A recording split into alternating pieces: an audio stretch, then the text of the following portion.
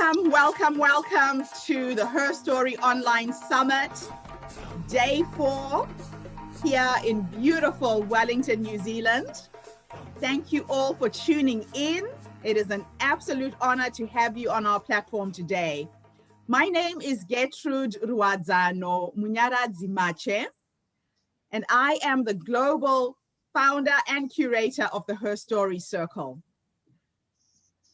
I am passionate about empowering women all over the world. Children are my passion, and this is my second pandemic. I was born in a village called Wedza on the eastern highlands of Zimbabwe and Mozambique. And when I moved to New Zealand 20 years ago, I tried to talk to people and get them to understand what it meant to live in a country ravaged by a pandemic like AIDS. I remember sharing my stories of how my grandmother had 11 children, 34 grandchildren, 19 of my first cousins died of HIV-related diseases. There were 49 orphaned children on my side of the family alone, another 40 on my ex-husband's side. My desire was to make sure that the children got to go to school. It cost $5 to send a child to school in Zimbabwe, 3 terms of education, $15 a year. But most children are not even getting to primary school because of poverty. So I wrote a book. My first book is a memoir. It is my life story. It's called Born on the Continent Ubuntu. And I wanted to share the Ubuntu philosophy all over the world. And I was trying to find a way to sell this book to raise money for school fees. I would look for free speaking opportunities all over New Zealand, all over Australia. And people started buying my book. I was selling 100 copies of this book a month. It cost me $3.80 to print it. The book was selling for $35. And every single month I would sell 100 copies and send that money home to Zimbabwe. My work turned into a foundation, sponsoring immediate family members initially. And then I took over a small primary school in the village where my husband was born. From 2001 to date, I have helped over 550 children, not just in this school, but in an orphanage as well in Bulawayo. And it turned me into an international speaker because people started passing my book to events planners. Before I knew it, I was being paid anywhere from $500 an hour to $45,000 an hour in the last 20 years. This book took me to 56 countries. I can't tell you how many villages, how many towns, how many cities in between in the last 20 years. And it created an amazing, amazing career for me as an international inspirational speaker. The reason why I created my own platform is because there is a need for women's voices to be heard all over the world. Right now, diversity and inclusion is a big, big topic. Big corporations are looking for women of color in particular to share our knowledge, to share our ideas. So my vision is in the month of March, since it's International Women's Month, we are going to have 465 women share their stories on this platform. You share your story from a business perspective, health and wellness, spirituality, family and relationships, social justice, and in the creativity section, you can come and dance, you can sing, you can paint a picture, you can make us move. The importance of having a platform like the internet right now is that it has flattened the world. These videos are going to go viral through the internet. I'm hoping that you will tag these videos on your Facebooks. You will push them out through social media to amplify the voices of the women who have the courage to step up and share their stories. So the story I want to share with you today to open this event is a personal one. I am 54 years old, And I went through a separation and a divorce in 2016. Left New Zealand, a broken woman. After 27 years of marriage, my life had collapsed. I traveled for almost 2 years. Norway, Germany, Rome, Macedonia, Spain, Sweden, Zimbabwe, South Africa, and ended up in the United States lecturing at a university of New Mexico in film. So I'm a filmmaker. And while I was there, I developed a headache, a very strange headache that only came at night, and a very dry cough. And I would go to this medical center to try and get some help. They would give me headache medication and cough mixture. For 6 months, I could not sleep lying down. I slept sitting up on my couch, propped up with pillows, and I was progressively getting worse by the day. I have 3 children. My kids had grown up at the time. I have 2 boys who live here in New Zealand. My daughter lives in Melbourne, Australia. And my children said to me, Mom, please come back to New Zealand. Come back and get proper health care. The US healthcare system is not good. So I came back. I was renewing my work visa in June 2017. Visited my boys here in New Zealand. On the way back to the United States, I went to visit my daughter in Australia. Something made her make me stop. She said to me, Mama, please don't keep going. Take a 10-day break. I've bought you a vacation to Bali, Indonesia. It was a spa vacation. I was getting a massage every single day so I could just rest before I went back to work. On the 9th day of this trip, I collapsed with congestive heart failure, sightseeing, walking in a rice field. A few things happened on that trip that are real miracles for me. I had hired a taxi driver that week, and because most taxi drivers in Indonesia don't get paid very well, I said to him, if you pick me up on time every day, I'll pay you an extra $10. He agreed. So every day he would come to the hotel, but because there was so much traffic, he would pick me up at the corner of the street. So he didn't know which hotel I was actually in. The other thing that happened is I went and had lunch with one of my Balinese daughters. So as I was traveling around the world, I started raising money for orphaned children wherever I went. I would visit orphanages. I went to Bali for the first time in 2001. Had gone and spent the day in an orphanage with about 100 children. I had raised $1,000 to give away to those kids. When I was leaving, the nuns who ran the orphanage said to me, Getrude, we need your help. We have 4 young girls who have turned 18. And if we let them go, they will end up in prostitution because there is no money to send them to school. There's no employment. Can you help them? I committed to helping those 4 girls, came back to New Zealand, did a fundraiser.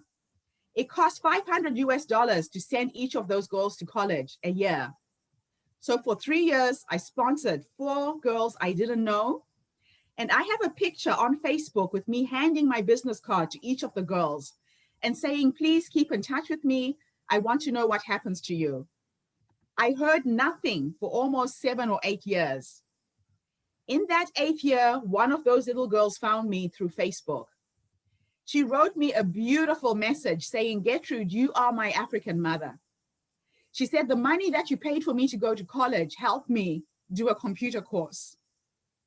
She said, I am working for a cosmetic surgeon in Denpasar. I've managed to put 2 of my little brothers through university because of you. If you ever come back to Bali, please come and stay with me. So I have a Balinese daughter. Her name is Victoria. I'm now a grandmother of 2. She's just had another baby last week. So I have daughters all over the world. And the miracle of this story is that the day I collapsed, I did not have my passport on me.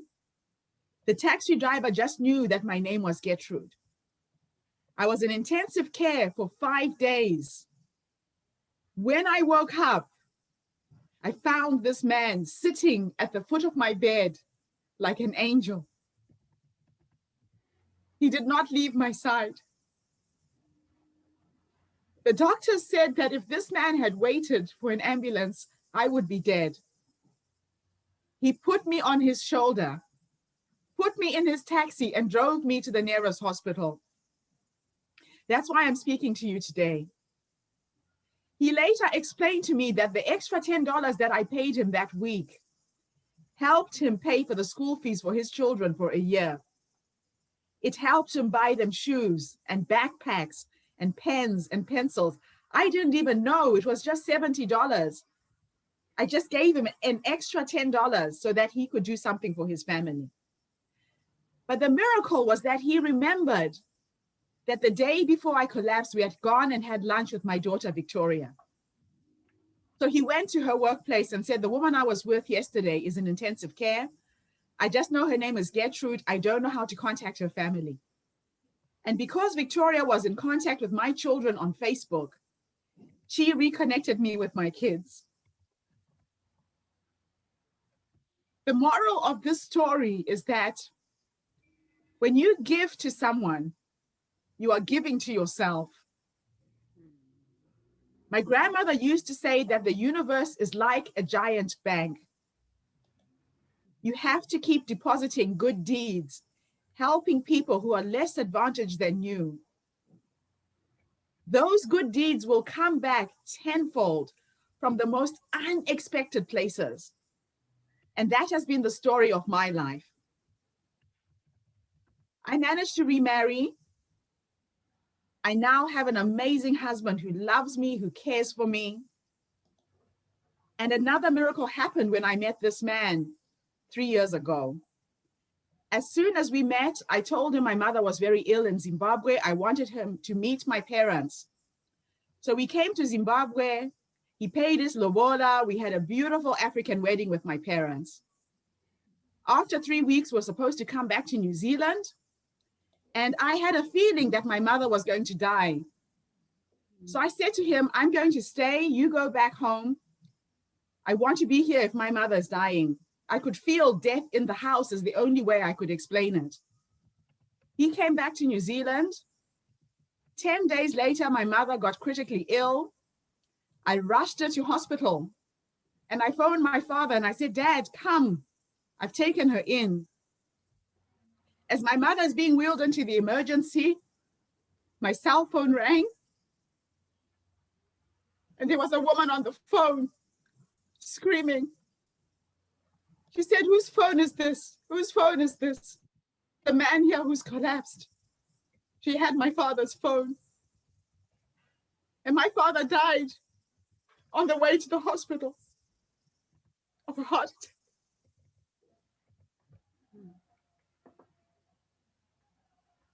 I sometimes think, where would I be if I had not met my husband?